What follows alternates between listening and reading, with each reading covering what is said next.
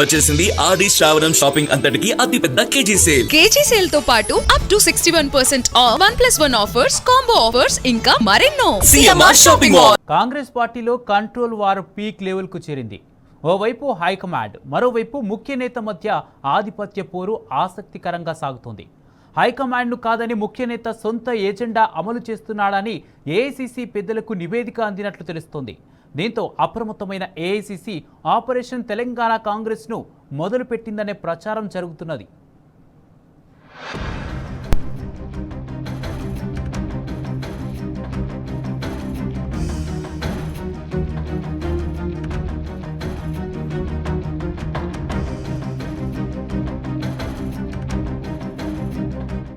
కాంగ్రెస్ అధిష్టానం ముఖ్య నేత నాయకత్వం మధ్య ఆధిపత్య పెనుగులాట జరుగుతుందా? వలస వ్యూహాన్ని కట్టడి చేసి ముఖ్య నేత చుట్టూ కేంద్రీకృతమైన శక్తి కేంద్రాలను నిర్వీర్యం చేసేందుకు ఏఐసీసీ ఆపరేషన్ తెలంగాణ కాంగ్రెస్ మొదలుపెట్టిందా? అధిష్టానం ఆపరేషన్ను తిప్పికొట్టేందుకు ముఖ్య నేత ఒక్కొక్క అస్త్రాన్ని ప్రయోగిస్తున్నారా? దళిత ఎమ్మెల్యేలు ఒకరి తర్వాత ఒకరు గలమెత్తడం ముఖ్య నేత వ్యూహమేనా? దళిత సెంటిమెంటును రాజకీయ కవచంగా మలుచుకునే ఎత్తా? గత నెల రోజులుగా రాష్ట్ర కాంగ్రెస్ వ్యవహారాలను పరిశీలిస్తే అవును అనే సమాధానమే వినిపిస్తుంది. మొన్న తుంగతుర్తి ఎమ్మెల్యే మందుల సామిల్, ఇవాళ మానకొండూరు ఎమ్మెల్యే కవ్వంపల్లి సత్యనారాయణ పేర్లు వేరు, నియోజకవర్గాలు వేరు, కానీ ఇద్దరి గొంతులోనూ ఒకే బాధ వినిపిస్తుంది. ఇద్దరూ దళిత ఎమ్మెల్యేలే, ఇద్దరూ అధికార పక్షానికే చెందినవారే. అయినా ప్రభుత్వం, పార్టీలో తమను అణచివేస్తున్నారని బహిరంగంగా మాట్లాడాల్సిన పరిస్థితి వచ్చింది. వీరి మాటలను బట్టి చూస్తే వాళ్ళ ఆవేదన ఇంతటితో ఆగేట్టులేదు. రేపో మాపో నకిరేకల ఎమ్మెల్యే వేముల వీరేశం కూడా గొంతు విప్పనున్నట్టు తెలుస్తుంది. ఇది అసంకల్పితమా లేక వ్యూహాత్మకమా అనే చర్చ రాజకీయ వర్గాల్లో జరుగుతుంది.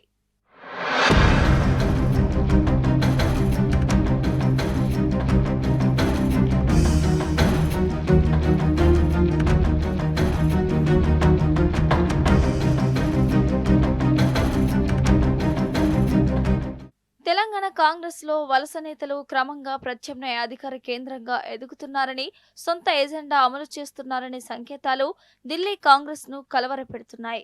ముఖ్య నేత చుట్టూ ఏర్పడిన వర్గం రాష్ట్ర పార్టీని తన గుప్పెట్లోకి తెచ్చుకునే ప్రయత్నం చేస్తుందనే నివేదికలు ఢిల్లీకి అందించినట్టు సమాచారం. ఎటువంటి రాజకీయ పరిస్థితులు వచ్చినా నిలదొక్కునేందుకు తనకంటూ ఒక ప్రత్యేక వర్గాన్ని ఏర్పాటు చేసుకుంటున్నారనే ఆరోపణలు ఎప్పటినుంచో వస్తున్నాయి. ప్రధాని మోదీ హైదరాబాద్ కు వచ్చిన సందర్భంలో మేరే సే జోడీ అనే ఆహ్వానం పలికిన తర్వాత ఈ అనుమానాలు మరింత బలపడ్డాయని తెలుస్తోంది. ఇటీవల మీనాక్షి నటరాజన్ సేకరించిన ఫీడ్బ్యాక్, మరింత సమాచారం బయటకు వచ్చినట్టు తెలిసిందే. ప్రభుత్వం ఒక దిశలో, పార్టీ మరో దిశలో నడుస్తుందనే వ్యాఖ్యలు కూడా నమోదైనట్టు తెలిసిందే. సీనియర్ కాంగ్రెస్ నాయకులకు తగిన ప్రాధాన్యం లేకపోవడం, ఇటీవల పార్టీలో చేరిన నాయకులకే అధిక అవకాశాలు కల్పిస్తున్నారని అసంతృప్తిని వ్యక్తం చేస్తూ అసలు కాంగ్రెస్, వలస కాంగ్రెస్ అనే రెండు శిబిరాలుగా పార్టీ విడిపోయిందని ఎమ్మెల్యేలతో పాటు డీసీసీ నేతలు ఫిర్యాదు చేసినట్టు తెలిసిందే. దీంతో అప్రమత్తమైన ఏఐసీసీ ఆపరేషన్ తెలంగాణ కాంగ్రెస్ ను మొదలుపెట్టిందనే ప్రచారం జరుగుతోంది.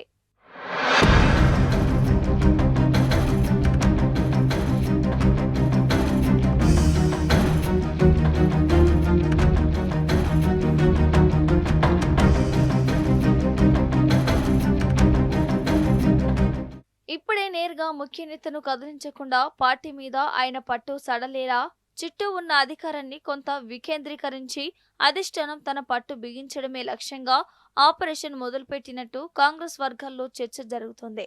ఆపరేషన్ బాధ్యతలు ఏఐసీసీ ఢిల్లీ దూత మీనాక్షి నటరాజన్ కు అప్పగించారని చెప్తున్నారు. ఇలాంటి సంకేతాలు అందినప్పుడు ఏ నాయకుడైనా రాజకీయంగా అప్రమత్తం కావడం సహజమేనని, ముఖ్య నేత కూడా అందుకు భిన్నంగా వ్యవహరించే అవకాశం లేదని రాజకీయ విశ్లేషకులు చెప్తున్నారు. దళిత ఎమ్మెల్యేల వరుస అసంతృప్తి ఇప్పుడు కేవలం వ్యక్తిగత ఆవేదనగా కాకుండా అధిష్టానం, ముఖ్య నేత మధ్య నడుస్తున్న ఒక నిశ్శబ్ద అధికార యుద్ధంలో సదరు ముఖ్య నేత ఆడుతున్న ఒక ఎత్తు అనే చర్చ జరుగుతోంది.